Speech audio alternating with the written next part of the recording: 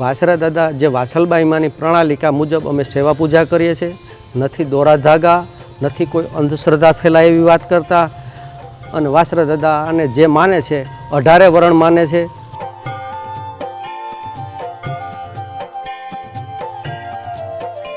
સંજોગોના પ્રભાવને કારણે ત્યાં દીકરીનો જન્મ થયો.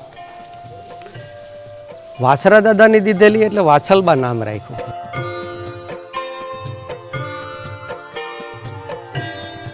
જે દાદાએ જે ટાઈમ આપ્યો હતો એ ટાઈમે અહીંયા આ જ પાદરમાં આ જ જગ્યામાં બધા માણસો એકઠા થયા. એમાં ઘણા શ્રદ્ધાળુ હતા કે વાસરા દાદા આવશે અને ઘણા અનશ્રદ્ધાળુ હતા કે એમ થોડા આવે.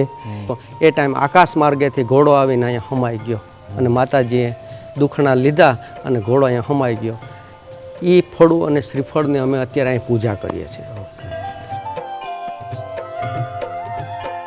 અમે ભૂવા લખાવતા બંધ થઈ ગયા છે. હું ખાલી રણજીતા હતા લખાવું છું. મારા બાપા દુલા હતા ખાલી લખાવતા. અમે દાદાના ઉપાસક છીએ. ભૂવા શબ્દ આપણે લખાવવો જ નથી. ભૂવાઓના નામ ખરાબ છે અને તરત છાપામાં મોટા અક્ષરે આવે કે ભૂવાઓ રજા નથી આપતા. ભાઈ અમને શું વાંધો?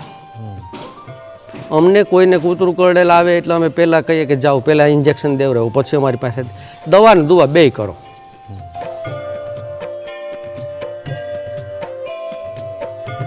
કે मैं मिथिलेश भुवाल सुता हसी सुमुखी कल बानी वंश विभाकर मैं कुलभूषण राघव के घर की महारानी पाव धैर्य न कबू बन में भावी प्रभावन से बन आनी. એ સમર્પણની ભાવના, બલિદાનની ભાવના સાથે જોડાયેલા અનેક મહાપુરુષોના ઇતિહાસની વાતો, અનેક ધામના ઇતિહાસની વાતો કરતા હોય છે. કારણ કે ધર્મ વધે તો ધન વધે, ધન વધે તો મન વધે, મન વધે તો માન વધે, એમ વધત વધત વધત બધું વધી જાય. એવી રીતે અનેક એવી જગ્યાઓ. કહેવાનો ભાવાર્થ સાહેબ, એઆઈનો યુગ છે, સોશિયલ મીડિયાનો યુગ છે.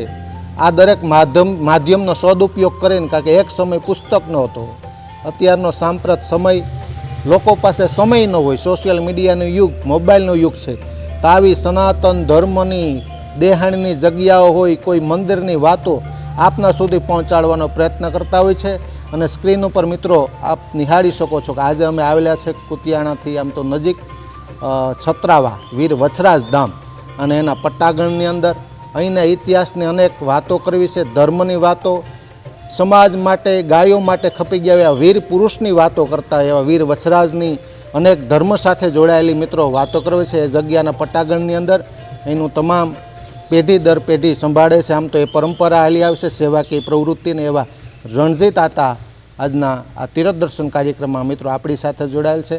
આતા ખૂબ ખૂબ કાર્યક્રમમાં સ્વાગત છે. સ્વાગત છે. આ અમારો નિજાનંદ છે, સહજ ભાવ. આમ ઓફિશિયલી એવું નથી. દેહાણ લોકો છે, દેહાણ લોકો.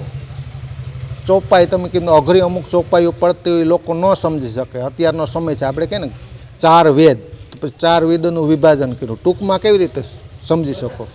તો વેદ, શાસ્ત્ર, પુરાણ, ઉપનિષદ બધાનો સાર કેમાં? તો કે ગીતાની અંદર. ધીરે ધીરે તો અત્યારે થોડોક સમય પરિવર્તન આવ્યો.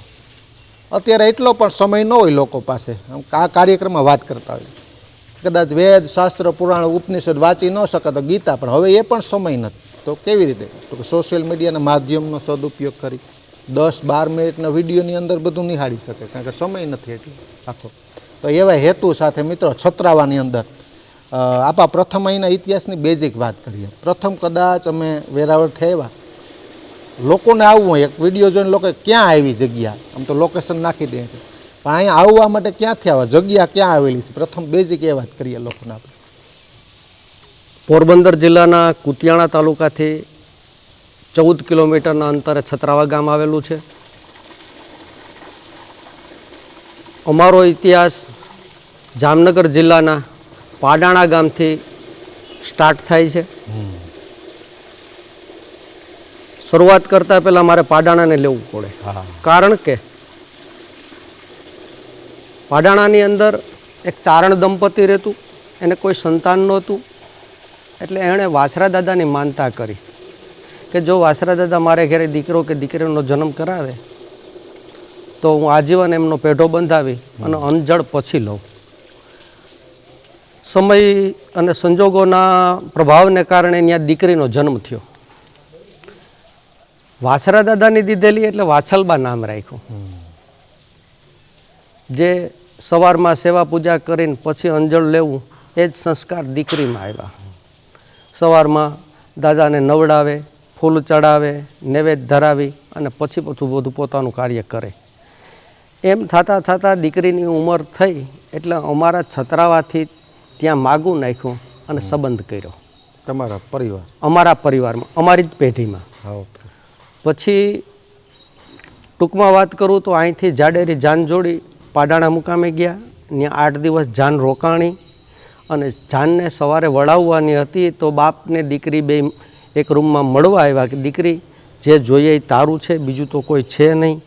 ત્યારે દીકરીએ એમ કહ્યું કે હું સવારમાં વાછરાને મારા ભાઈના પૂજા પાઠ કર્યા સિવાય અંજળ લેતી નથી, તો ત્યાં ગયા પછી મારે શું થશે? તો કે દીકરી એ તો વાછરા દાદા છે, એ કંઈ કરિયાવરમાં કે હું તને હારે ન આપી શકું. તો કે ના, વાછરા વિના વાછલબા ગાડે નહીં બેસે. જો દીકરી સવારમાં સાસરે ન જાય, જાન આવી હોય, સગા સંબંધીઓ આવ્યા હોય તો બાપને ઝેર પીવા જેવો સમય કહેવાય. દીકરી સાસરે જવાની ના પાડે તો પછી ચિંતામાં રાત્રે સૂઈ ગયા અને રાત્રે વાછરા દાદાએ સ્વપ્નમાં આવીને કીધું કે સવારે તું ગાડે બેસી જજે, હું આજથી 8મે દિવસે છત્રાવા આવું. તો કે ના, એની કંઈક નિશાની આપો. તો કે સવારમાં ઉઠો અને ખોરડા ઉપર ફળું અને શ્રીફળ હોય તો તમારે માનવું. સવારમાં ઉઠ્યા 2 વસ્તુ હતી એ લઈ અને છત્રાવા મુકામે આવ્યા. જે શુક્રવારના દિવસે જે દાદાએ જે ટાઈમ આપ્યો હતો એ ટાઈમે અહીંયા આ જ પાદરમાં આ જ જગ્યામાં બધા માણસો એકઠા થયા. એમાં ઘણા શ્રદ્ધાળુ હતા કે વાછરા દાદા આવશે અને ઘણા અનશ્રદ્ધાળુ હતા કે એમ થોડા આવે. એ બધાયનું એકબીજાનું મંતવ્ય વિરોધાભાસી હતું. એ પણ એ સમયે જે ટાઈમ દાદાએ આપ્યો હતો એ ટાઈમ આકાશ માર્ગેથી ઘોડો આવીને અહીંયા હમાઈ ગયો અને માતાજીએ દુખણા લીધા અને ઘોડો અહીંયા હમાઈ ગયો. એ ફળું અને શ્રીફળની અમે અત્યારે અહીં પૂજા કરીએ છીએ. અને વાછલબાઈમાં અહીંયાથી મોટા દીકરા હસ્તક અમારી પૂજા વહી આવે છે. અમારી 18-19 પેઢી થઈ ગઈ છે. અચ્છા, આ તમારી 19મી પેઢી? અમારી 19મી પેઢી છે. હું 8, 9, 10 પેઢી તો તમને મુખે બોલી શકું. મારો દીકરો પુષ્પરાજ રણજીતભાઈ દુલા હતા, દુલા રાજદે ખીમા નાણદાસ કરસનદાસ અજા હોથી ભીમા અને રાજદે. એટલી પેઢી તો હું તમારી સામે બોલી શકું. આ બધી અમારી પેઢીની આખી બારોટના ચોપડે ઉલ્લેખ છે વાછલબાઈમાં આવ્યા ત્યારથી. અને અમે આ મંદિરની અંદર વાછરા દાદા જે વાછલબાઈમાંની પ્રણાલિકા મુજબ અમે સેવા પૂજા કરીએ છીએ. નથી દોરા ધાગા, નથી કોઈ અંધશ્રદ્ધા ફેલાય એવી વાત કરતા. અને વાછરા દાદા અને જે માને છે 18 વરણ માને છે. સોલંકી તો મૂળ, પણ જે જ્ઞાતિમાં સોલંકી આવે છે બધી જ્ઞાતિ માને છે અને 18 વરણ દાદાને માને છે. અને ભરપૂર અહીંયા દાદાના દર્શન કરવા માટે માણસો આવે છે, શ્રદ્ધાળુઓ. દર પેઢી આમ તો પરંપરા રહી છે. અહીંને અમુક જવાબદારી રહી. મંદિરનું ત્યારે જ બાંધકામ થયું કે નારાયણની પૂજા પછી મંદિર? પહેલાં તો મંદિર નહોતા, ત્યારે તો ખોરડા હતા. અચ્છા. પછી કાળક્રમે જેમ જેમ પરિવર્તન થતું ગયું એમ થયું. અહીંયા 2007માં મારા બાપા દુલા હતા એ મંદિરની સ્થાપના કરી. પહેલાં અમારું ગામમાં જ્યાં રહેતા ત્યાં મંદિર હતું, સ્લેબવાળું મકાન હતું. પછી એમ થયું કે જ્યાં દાદા હમાઈ ગયા છે એ મૂળ જગ્યાએ આપણે વયા જઈએ, તો મૂળ જગ્યાએ મંદિર બનાવી અને અમે 2007માં આ જગ્યા ઉપર આવ્યા, ગામની બસ સ્ટેન્ડની બાજુમાં. અને પરંપરાગત રહી છે અહીંના. તમે કીધું ને વંશ પરંપરા 19મી પેઢી. અહીંયા અનેક જવાબદારી હોય મહત્ત્વની. અહીંયા વાત કરી જવાબદારી એટલે વારસાગત, પણ અહીંયા ભૂવા શબ્દ, આમ તો ભૂવા પણ અમારી છાપ છે ભુવાતા તરીકેની છાપ છે. પણ ભુવા શબ્દને અત્યારના યુગમાં એવો બગાડી નાખ્યો છે કે આપણે ભુવા કહીએ તો માણસનું માઇન્ડ આખું ચેન્જ થઈ જાય. ભુવાની જે આખી લાંબી દાઢી ને કાળી કામળી ને જે આખો એનો વેશભૂષા છે એ આખી માણસના મગજમાં આવે છે અને થોડીક અરુચિ જેવું વાતાવરણ કરી નાખ્યું છે ભુવાઓએ. અમે ભુવા લખાવતા બંધ થઈ ગયા છે. હું ખાલી રણજીત હતા લખાવું છું. મારા બાપા દુલા હતા ખાલી લખાવતા. અમે દાદાના ઉપાસક છીએ. ભુવા શબ્દ આપણે લખાવવો જ નથી. જે હોય એને મુબારક. આપા એટલે જવાબદાર વ્યક્તિ, આતા જવાબદાર વ્યક્તિ. જવાબદાર વ્યક્તિ. ભૂવા વિશાળ અર્થની અંદર છે, પણ અત્યારે ભૂવા સમાજ શબ્દ બહુ સારો છે. ભૂ એટલે જમીન, જમીન, આ એટલે આકાશ, આકાશ. એની વચ્ચેનું સમગ્ર સંચાલન કરનારી શક્તિ એટલે ભૂવા. અત્યારે સમય જતા અંધશ્રદ્ધા, પાખંડ એમ શબ્દ થોડો બગાડી નાખ્યો. પણ છે વિશાળ અત્યારે શું અર્થની અંદર. છે, દેવથી આગળ થઈને જીવવા જાય છે, વાંધો ત્યાં આવે.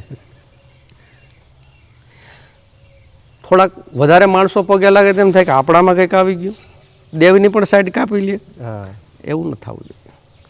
જે કરવું છે એને કરવું છે, આપણે શું કરવા માટે ખોટો ભાર લઈને ફળવું જોઈએ માથે.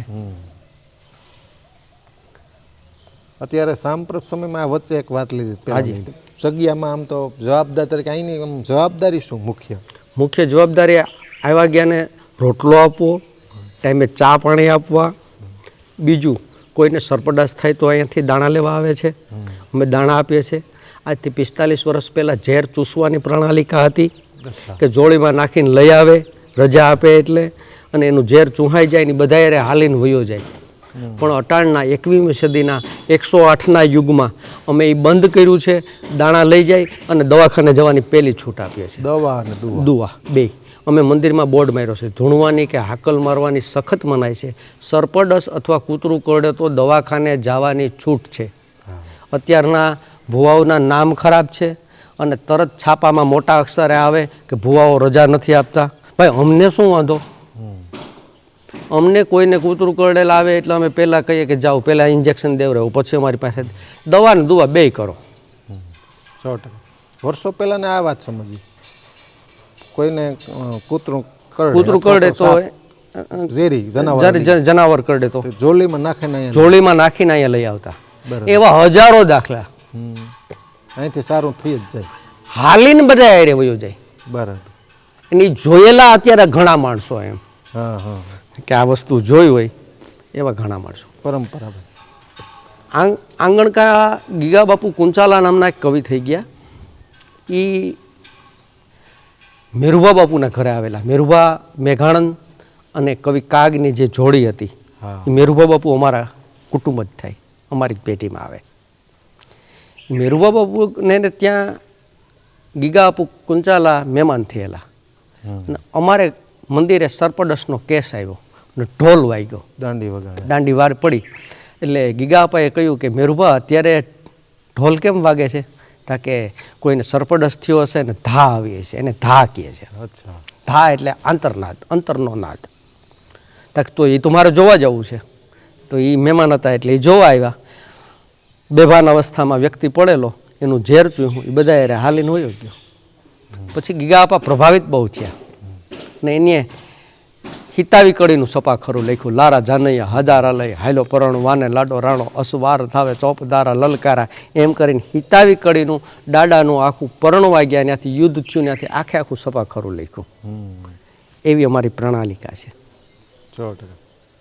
અને બીજું લોકોનો શ્રદ્ધા ભાવ, ઉર્જા, અનેક ઉત્સવો.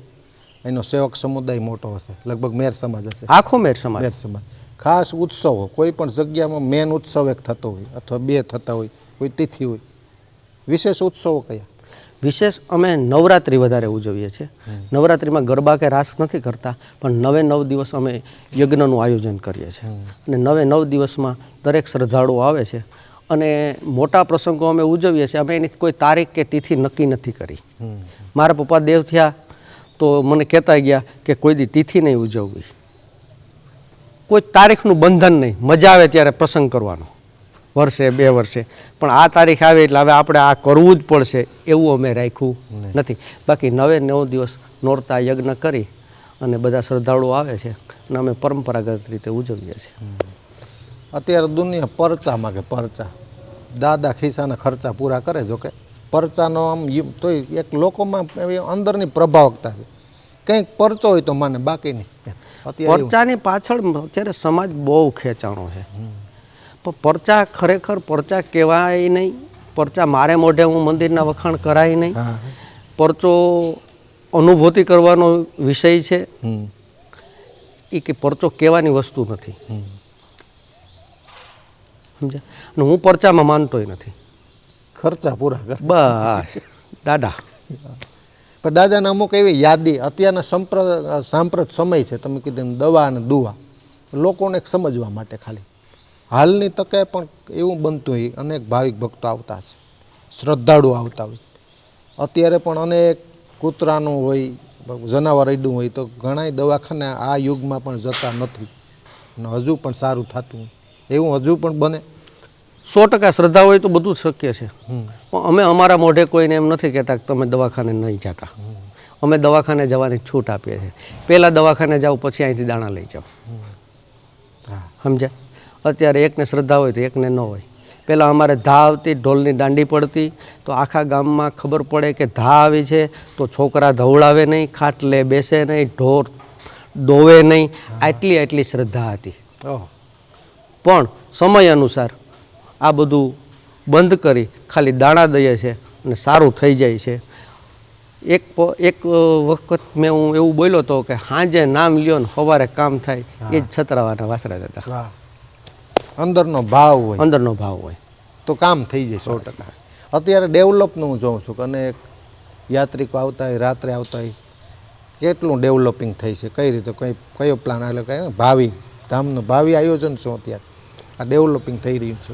અમે વધુ તો બાંધકામ મેં નથી કર્યું, ખાલી બહારથી આવતા શ્રદ્ધાળુઓ માટે 10 રૂમ બનાવ્યા છે, નીચે લોબી બનાવી છે, વિશાળ રસોડાની વ્યવસ્થા છે, ભોજનાલયની વ્યવસ્થા છે, 80x100 નો ડોમ બનાવેલો છે. જેટલી જરૂર છે એટલું જ અમે બનાવેલું છે. લોકો આવતા હા, ગામનો મતલબ મેન અમુક આધાર સ્તંભ હોય ને અમુક જગ્યા મોટી, કોઈ નાનો મોટો પ્રસંગ ગામના દરેક પ્રસંગો અહીંયા થાય છે. અચ્છા, દીકરા દીકરીને પરણાવવા મંદિરે જ આવે છે. અચ્છા, ગામના કોઈ પણ લગ્ન અહીંયા મંદિરે જ થાય છે. પોતાનો સમાજ હોય એમ, બસ પોતાનું હોય એમ જ. અમે કોઈ જાતની ફી રાખી નથી. અમે જેવું ચોખ્ખું દઈએ એવું અમને ચોખ્ખું આપવાની એટલી શરત છે, બાકી કોઈ નહીં. અને બધાય દાદાના આશરે દીકરા દીકરીને પરણાવે, એથી વિશેષ શું હોય? તો એક વચ્ચે વાત કરી દો. હાજી, રામાયણના અભ્યાસુ શું આપણે નાના બાપુથી લઈને રામાયણના અભ્યાસુ એ વાતમાં જાઉં, જગ્યાની વાત કરી તમારા જીવનની, અભ્યાસ કરતાં રામાયણમાં પકડ છે એ વાત સમજવી. રામાયણ અગદાહીની જાગર ચર્ચા હોય, વો ચલા જાય વૈકુંઠ મેં વાકા પલા ન પકડે કોઈ. રામાયણ તો અમારા મેર જ્ઞાતિમાં ઘરે ઘર પ્રિયમાં પ્રિય હોય તો રામાયણ છે અમારે. આખે અમારી આ બાજુમાં બધા મેર જ્ઞાતિમાં. મારે મોસાળ પક્ષથી રામાયણ આવેલી છે. મારા નાના બાપુ એટલે કવિ નાનદાનજી સુરુ, એમણે 40-45 વર્ષ રામાયણ વાંચી. ચારણી ભાષામાં રામાયણ પોતે લખી, તુલસીના ન્યાય પ્રમાણે અનેક વિવિધ છંદો દ્વારા બધા લઈ. હું જ્યારે 7, 8, 9 ભણતો ત્યારે હું એમની પાસે રામાયણ ભણતો. એટલે મને રામાયણ આમ તો ગળથુથીમાં આવી કહેવાય. અને રામાયણ મારો મેન વિષય રામાયણ છે. અચ્છા, એમાં અનેક પ્રસંગો સમજવા આપણે વચ્ચે. હાજી, હા. આ તો યાદ જે પાડાણાથી વાછલબાઈમાં અહીં આવ્યા અને પછી વાછરા દાદા પાછળથી જે સમય આપ્યો હતો ને આવ્યા, એ પ્રસંગનું આખું વર્ણન કરેલું છે. જ્યારે દાદા આવ્યા ત્યારે કેવી ઘટના ઘટી. લોકમુખે ગવાય ખૂબ. દરેક કલાકારો, કોઈ કલાકાર એવું નહીં હોય કે આ ભજન નહીં બોલ્યા હોય, એવું બને જ નહીં. 100%.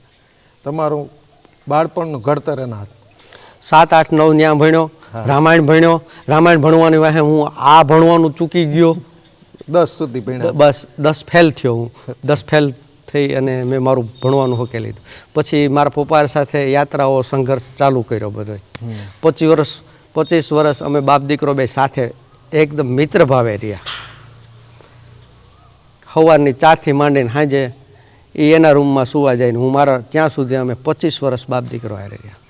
ગયા પછી 6 મહિના તો મારો મગજ કામ નહોતો કરતો કે જોડીદાર વયા ગયા પછી કેમ એમ. કઈ રીતે ઘડતર આમ સાથે હોય ને મિત્રની જેમ રહેતા હોય. હા, એક ચોપાઈ લખી દીધી હોય, પછી આનો અભ્યાસ કરો.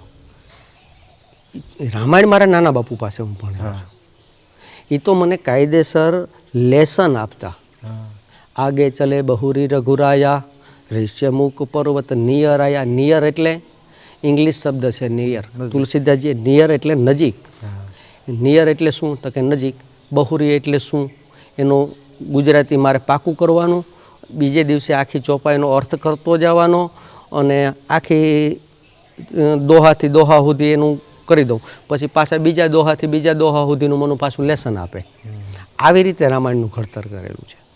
રામાયણ મારા નાના બાપુએ ઘણી એમાં મૌલિક રચનાઓ પણ કરેલી છે કે જે કુંવારી રચનાઓ કહેવાય, કે ને રામાયણના તુલસીના નિયમ પ્રમાણે હાલી આવતી હોય એવી રચનાઓ.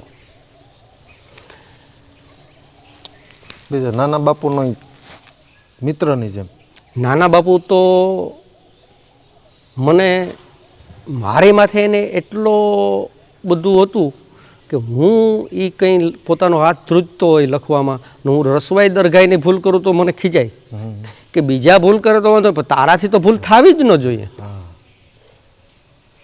આવી ઝીણી ઝીણી બાબતોનું પણ ઘડતર કરેલું છે. મેરુભા બાપુનો પણ અહીંયા મેરુભા બાપુ અમારી પેઢીમાં જ થયા. તમારી પેઢીમાં? હા, સાંભળ્યું. તને કંઈક મળ્યું હોય તો આપ તો જાજે રે, એ ખૂબ ગાતા, બહુ ખૂબ ગાતા. એ આ પેઢીમાં તમારી એને એક રચનાઓ લોક ડાયરામાં પોતે રચના ન કરતા, પોતાની એવડો બુલંદ અવાજ હતો કે 5-10 હજારની મેદની હોય તો માઇકની જરૂર ન પડે એવો પ્રચંડ અવાજ હતો એમનો, પહાડી અવાજ, આર્તનાદ, ગેબી અવાજ. અવાજના 2-3 પ્રકારો કીધા છે, હરવો હાદ, નરવો હાદ અને ગરવો હાદ. હરવો હાદ લતા બોલતા હોય કે પ્રફુલ્લ દવે બોલતા હોય તો એને નારાયણ બાપુ બોલતા એને હરવો હાદ. કાગ બોલતા હોય તો એમ કહેવાય કે એનો ગરવો અવાજ છે. અને અમારા મેરુભા બાપુનો નરવો હાદ. આપણે નરવા. રામાયણનો આપણે કહે ને કુંવારી કલ્પના કહે છે, એનો એકાદ અમારે પ્રસંગ અને એક વર્ણન વાત કરી આગળ, એકાદો કોઈ એવો પ્રસંગ અમારા દર્શક મિત્રોને કહો. સમયની પાબંદી નથી. કુંવારી કલ્પના કે કેવી કલ્પના તુલસીદાસે કરી એ કોઈએ મારા નાના બાપુએ જે રામાયણ લખી ને તુલસીદાસજીના આધારે લખી છે, તુલસીના ન્યાય પ્રમાણે, પણ એમાં એની કલમને પાછી રમાડી છે કે અમુક પ્રસંગ એવો લીધો હોય તો કે ના આવું બન્યું જ હોય એક કાળે. કારણ કે રામાયણ સતકોટી અપાર 100 કરોડ રામાયણ કહી છે. રામાયણની અંદર સતકોટી અપાર 100 કરોડ રામાયણ કહી છે. એમાં કોઈ પણ અવતારની અંદર આ બનાવ બન્યો જ હશે. એમાં એક રાવણ મંદોદરીનો સંવાદ છે, પછી આ વીરડો પ્રસંગ છે, એવા 2-3 પ્રસંગ છે. એમાં વીરડાની વાત કરું તો રામ, લક્ષ્મણ અને જાનકી જંગલમાં હાલ્યા જાય છે. રામને તરસ લાગી એટલે જાનકીજીને કીધું કે દેવી આ નદીમાંથી પાણી ભરી આવો, મને તરસ લાગી. એટલે જાનકીજી હાથમાં ઘડો લઈ અને નદીમાં પાણી ભરવા જાય છે. તો પાણી જોયું તો એમ થયું કે આ તો કોઈ પશુ પક્ષીએ બોટેલું હોય છે, મારા નાથને આવું પાણી પીવડાવાય નહીં. એટલે એને રેતીની અંદર વીરડો ગારે, જે ગામડાઓની પદ્ધતિમાં ખબર હોય, અને પછી વીરડાને ઉલેચી અને ચોખ્ખો કરવો પડે. એટલે તો જાનકીજીને થપાટું મારે પાણીને, પણ વીરડો ઉલેચાય નહીં. કારણ કે કોઈ દી અન્ય જંગલમાં આવ્યા નહોતા, એને વીરડાની ખબર નથી, એને કેમ વીરડો ઉલેચતા આવડે. એ સમયમાં ભીલની 2-5 કન્યાઓ આવી અને આ દ્રશ્ય જોયું તો જોઈને કહ્યું કે ઓહો આ તો કોઈ રાજઘરાણાની સ્ત્રી લાગે છે. એટલે વીરડો ઉલેચતા આવડતું નથી. એટલે એકબીજી હસવા માંડી, એકબીજી પોતાની. અને પછી જાનકીજીને પ્રશ્ન કર્યો કે કેના દીકરી છો, કેના ઘર શેથો પૂર્યો છે, એટલે તમે કેના ઘરના છો, ક્યાંથી આવો છો.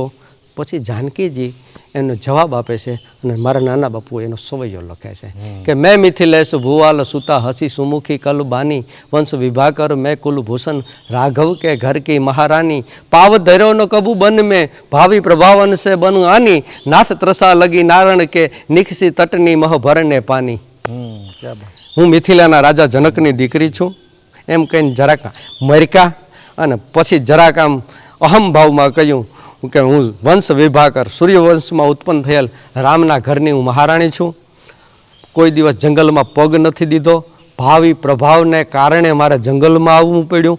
મારા નાથને ત્રસા લગી એટલે હું પાણી ભરવા માટે આવી છું કે મારા નાથને આ નદીનું પાણી પીવડાવાય નહીં, એટલે વીરડો ગાળીને પણ તો કે માં હવે મેલ દે, તારાથી વીરડો ઉલેચાહે નહીં. તો કે કેમ?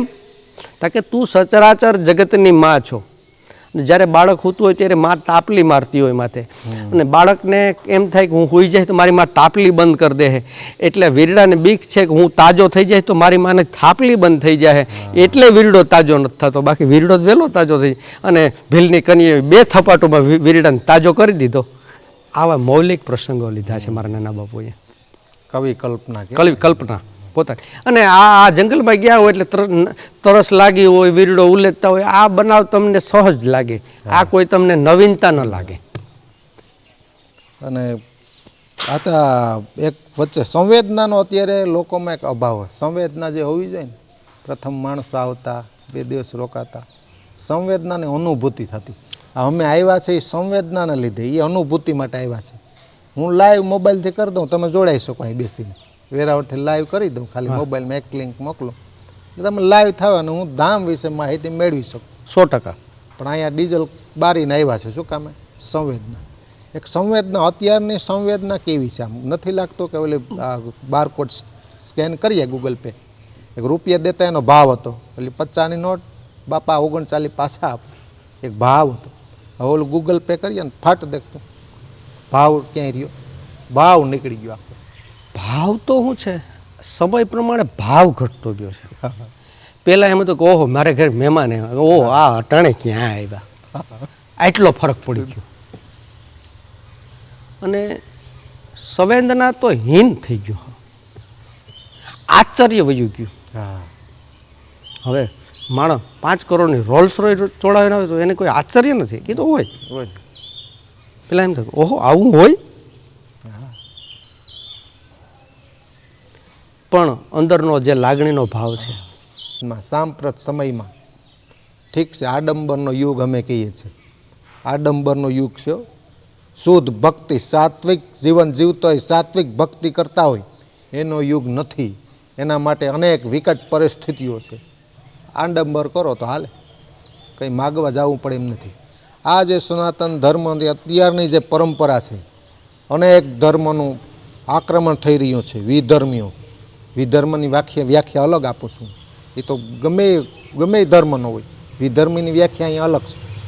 અત્યારનો જે તમે માહોલ જો, પધરામણી જતા હોય, ધર્મસભામાં જતા હોય, અલગ અલગ કાર્યો થતા હોય, સંતો રૂપી મેળાવડાના કાર્યક્રમોમાં જતા હોય, વિવિધ પ્રકારના કાર્યક્રમોમાં તમારે જવાનું. ખાલી મારે આ 3 મિનિટમાં 2 મિનિટમાં મુદ્દો સમજવો, નિષ્પક્ષ રીતે. આ ચિત્રણ તમને કેવું લાગે?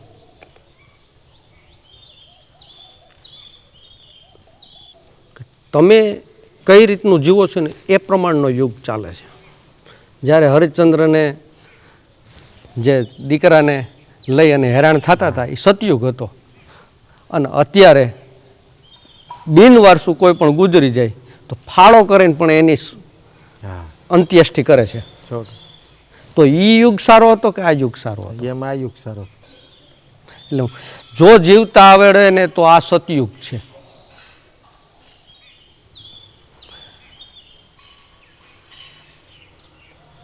તમે રામાયણની ચોપાઈ પ્રમાણે જીવો, સતયુગ છે.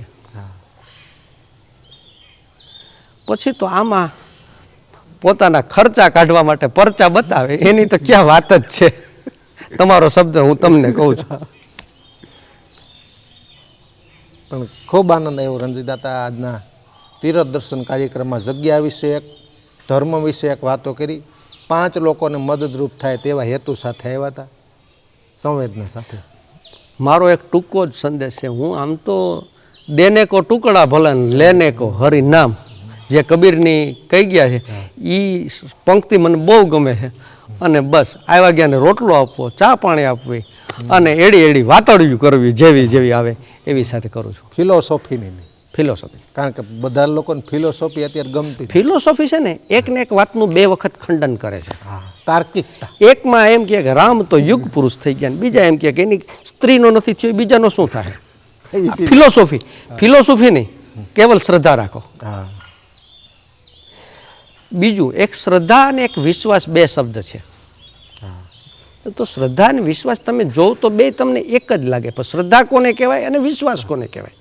શ્રદ્ધા એ છે કે હાંજે દૂધનું ટીપું દૂધમાં છાશનું ટીપું નાખ્યું એટલે કે સવારે દહીં ખાશું, એ એક શ્રદ્ધા. પણ સવારે દહીં આપો એ આપણો વિશ્વાસ. જામ્યું કે નથી જામ્યું એમ કોઈએ પૂછ્યું?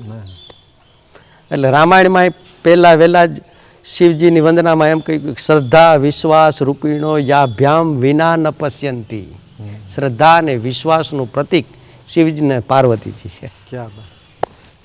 આપણે ખૂબ આનંદ આવ્યો તીર્થ દર્શનમાં, અમારી સાથે આવ્યા, કાર્યક્રમમાં જોડાણા. સારું વિજયભાઈ, તમે તમારો ટાઈમ લઈ અને આવ્યા અને એકબીજાની વાત સંવાદ કરવાનો મોકો મળ્યો. બદલ આ બહુ ખૂબ ખૂબ આનંદ થયો. જય વસરાજ, જય વસરાજ.